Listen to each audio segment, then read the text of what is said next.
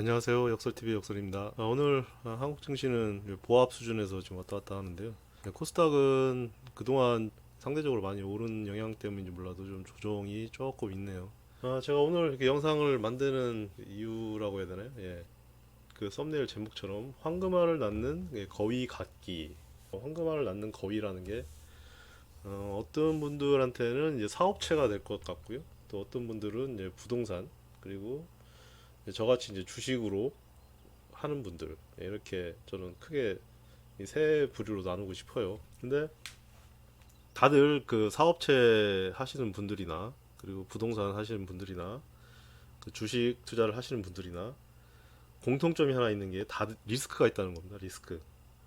사업체는 제가 뭐 저도 사업을 해보지는 않았지만은 사업을 하게 되면 많은 어려움들이 있잖아요. 그 뭐 사람을 뭐 쓴다든가, 그리고 뭐 거래처하고의 그런 관계라든지 뭐 이런 여러 가지 그런 어려움들이 있잖아요. 그리고 또 부동산은 뭐 세금이라든지, 그리고 큰 목돈을 넣어야 되기 때문에 은행하고의 그런 이자 거래 뭐 이런 리스크가 있지 않습니까? 이 주식은 리스크라고 하는 게 변동이죠. 변동성이 엄청 크죠. 변동성이 엄청 크기 때문에 이제 그게 가장 큰 리스크죠. 이렇게 황금알을 낳는 거위라고 하는 어떤 대상은 그런 생리가 다 틀린 것 같아요.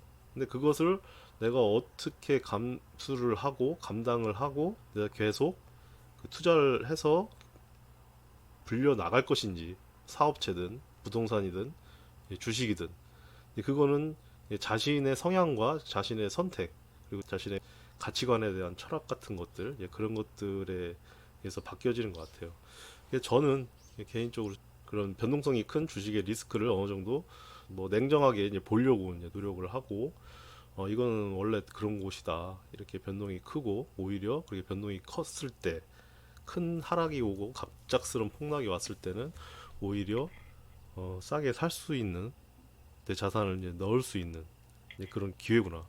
이걸 다 알고 계셔요. 다 알고 계시는데 막상 그런 폭락장에 이제 공포스러울 때는 선뜻 주식을 살 수가 없죠. 인간의 그 본성이 그런 리스크를 피하려고 하는 그 본성이 있기 때문에 대부분은 잘 못하세요. 저도 그랬었는데 이제는 조금씩 그거를 거기에 이제 둔감해지고, 그리고 거기서 이제 또 이런 변동은 그때뿐이라는 그런 생각을 해요. 가만히 생각해 보면요, 뭐 인생도 그런 것 같아요. 그 당시 막 어려운 일이 있을 때는 막 죽을 것 같고 진짜 큰일이다, 이제 못 살겠다, 이런 생각이 이제 들고 해도 시간이 지나면 그게 언제 그랬냐는 듯 그런 힘든 시절이 시간이 지나게 되면 이제 별 대수롭지 않은 일처럼 이제 또 생각하게 돼 있는 게 그 인생 사 같아요. 그런 것처럼 뭐 주식이든 부동산이든 사업을 하는 그런 것들 다 그때 당시의 어려움은 그때 당시로 이제 끝나는 것 같아요. 시간이 다 해결해 주는 것 같습니다. 그래서 저는 이 시간이 쌓여가면서 좋은 주식을 쌓아간다. 그럼 좋은 주식이 뭐냐? 그럼 배당을 잘 주는, 그리고 자주 주는, 저는 그런 회사가 좀 좋은 주식이라고 생각하거든요.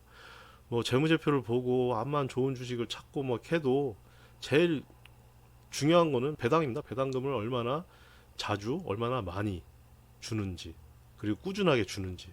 이제 그런 주식이 저는 황금알을 낳는 거위라고 생각을 하고요. 그리고 또 그 황금알을 낳는 그런 거위 같은 주식을 모아놓은 곳이 그 황금알을 낳는 거위 농장이라고 저는 생각을 합니다.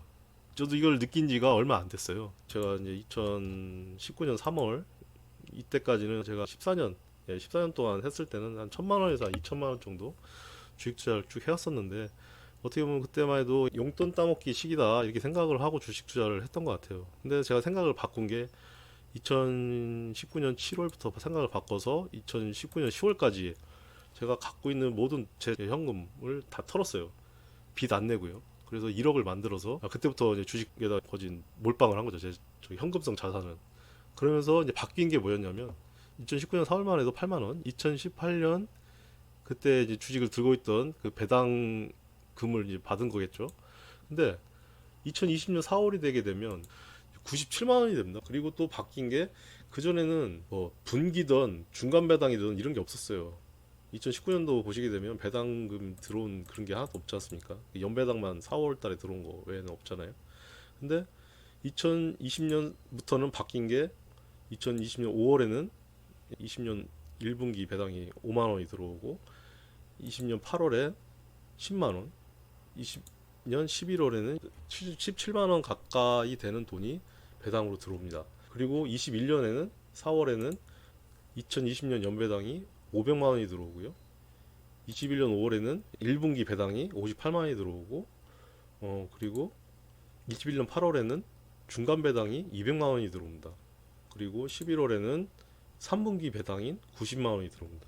이런 식으로 배당이 이렇게 들어오는 게 점점 늘어가면서 이제 바뀌게 돼요. 물론 제가 이제 그 금액이 이제 늘어나니까 이제 그렇기도 하겠지만은 주식 전체 금액이 이렇게 늘어나는 게 차익 실현한 거를 또 배당을 많이 주는 배당주에다가 옮겨 태우는 경우도 많고, 그리고 제가 월급을 받거나 또 뜻하지 않게 생긴 현금이 있으면 이제 그런 배당주를 계속 사기 위한 노력을 이렇게 했던 것 같아요. 그리고 앞으로도 다음 달인 4월에는 작년 연배당이 이제 들어오지 않습니까? 그게 한 1,100만 원 정도, 그 정도 들어올 것 같아요. 그러면 1년 전에 비해서는 2배 이상이나 되는 배당이 이제 들어오게 되는 겁니다. 저는 제 목표가 뭐냐면요. 제가 매번 이렇게 제가 엑셀로 이렇게 카운트를 합니다. 제가 현재 전체 이제 미국 주식까지 합쳐서는 4억 3천 정도 지금 돼 있는 상태인데요. 현재 기준으로는 1년에 1,470만 원이 들어옵니다. 제가 작년에 그렇게 했던 배당주 투자를 이제 중점적으로 하게 되면 이게 또 이제 바뀔 수도 있죠. 그리고 제 목표는 그겁니다.